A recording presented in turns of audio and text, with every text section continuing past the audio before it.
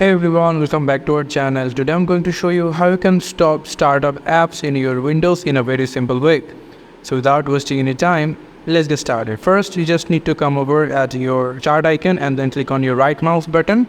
And then you just need to go for Task Manager over here. You can see, click on that. After that, you just need to come over at your startup app section at the left side, click on that. And if you maximize your taskbar manager apps, then you can see these are all apps that starts when you start up your computer.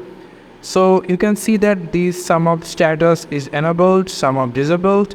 If you don't want this app to start up when you open your computer, it started up. You don't want it, then you just click on the right mouse button and then click disable.